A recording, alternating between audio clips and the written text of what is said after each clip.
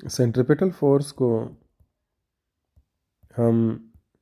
इस इक्वेशन से रिप्रेजेंट करते हैं जिसमें m जो है वो मास है उस ऑब्जेक्ट का जिसको सर्कुलर मोशन में रिवॉल्व किया जा रहा है, v उसकी स्पीड है, ठीक है। और यहाँ पर ये ज़रूरी है कि मेंशन करना कि ये उसकी टेंजेंशियल स्पीड होगी, और r जो है ये रेडियस ऑफ सर्कल है। तो अब यहाँ पर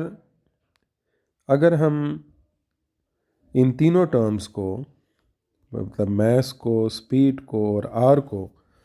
देखें तो फर्स्ट ऑफ ऑल अगर हम m को एज ए कांस्टेंट कंसिडर करें, मतलब मास को कांस्टेंट कंसिडर करें, साथ में उसके साथ स्पीड भी हम कांस्टेंट रखें, और चेंज हम क्या करें कि रेडियस जो है वो या तो डबल हो जाए, ठीक है, फर्स्ट टाइम लेट से हम उसको देखते हैं कि इसकी वजह से क्या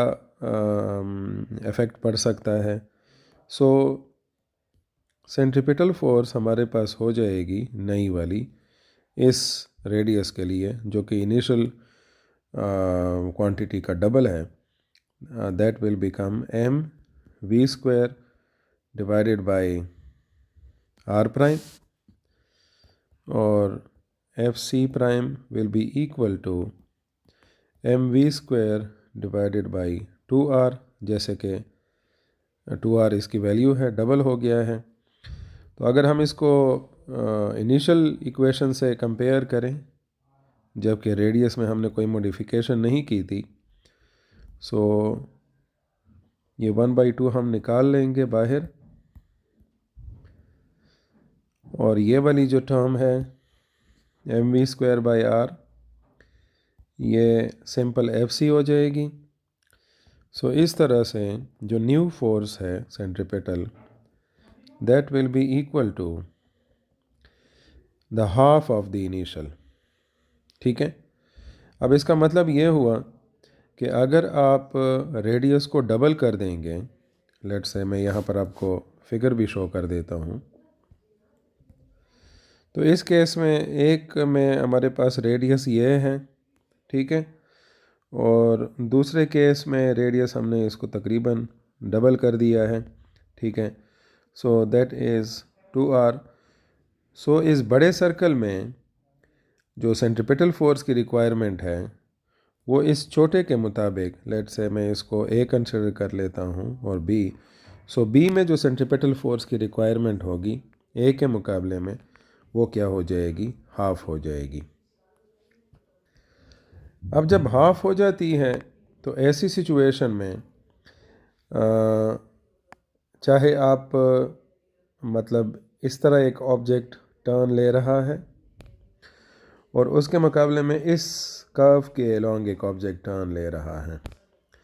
तो इसमें जो सेंट्रिपेटल फोर्स की रिक्वायरमेंट है वो कम है बी के केस में, ठीक है, और ए के केस में सेंट्रिपेटल फोर्स की रिक्वायरमेंट ज़्यादा है। इसी वजह से जो इसकी जो ए वाला सर्कल है इसकी एग्जांपल हम शार्प टर्न के साथ करेंगे कि अगर मिसाल के तौर पर कोई गाड़ी ड्राइव कर रहा है और वहाँ पर कोई शार्प टर्न आ गया है तो वहाँ पर उसको सेंट्रिपेटल फोर्स की रिक्वायरमेंट ज़्यादा होती है, और ज़ाहिर है ये सेंट्रिपेटल फोर्स कहाँ से उसको मिलता है, that is the friction between tyres and road. तो वहाँ पर ये चीज़ जो है वो क्या होनी चाहिए है, ज़्यादा होनी चाहिए, लेकिन एहतियातन अगर ज़ाहिर है आपके पास एक स्पेसिफ़िक क्वालिटी के टायर्स अवेलेबल हैं तो वहाँ पर फिर आपको एहतियातन क्या करना चाहिए है कि स्पीड की वैल्यू को फिर आप क्या कर देते हैं, कम कर देते हैं, क्योंकि स्पीड जो है वो सेंट्रिपेटल फोर्स को डायरेक्टली अफेक्ट करती है। तो जैसे ही आप स्पीड को कम कर देंगे सेंट्रिपेटल फोर्स की वैल्यू भी कम हो जाएगी, और इस तरह से एक शार्प टर्न पर आप आसानी से टर्न ले सकेंगे। उसके मुकाबले में जब एक डबल रेडियस का टर्न आपके पास अवेलेबल होगा, ठीक है, ज़्यादा शार्प नहीं होगा, तो उस वक़्त आप उसी स्पीड से जिससे आप गाड़ी चला रहे थे उसी पे आप क्या कर सकते हैं, मूव कर सकते हैं और स्पीड को चेंज करने की ज़रूरत नहीं पड़ती। तो यहाँ पर सिर्फ़ और सिर्फ फर्स्ट ऑफ ऑल हमने जो इस टॉपिक में डिस्कस किया है, हमने एक सिनेरियो में इन दोनों टर्म्स को, मास और वेलोसिटी को, स्पीड को कांस्टेंट रखा और रेडियस की चेंजेस के साथ हमने देखा कि क्या पॉसिबिलिटी है। इसी को अगर आप उल्टा भी कर दें, मिसाल के तौर पर अगर हम बी से ए की तरफ अप्रोच कर दें और हम ये कहें कि what happens when the radius is halved, ठीक है, तो उस केस में जो नई सेंट्रीपिटल फोर्स होगी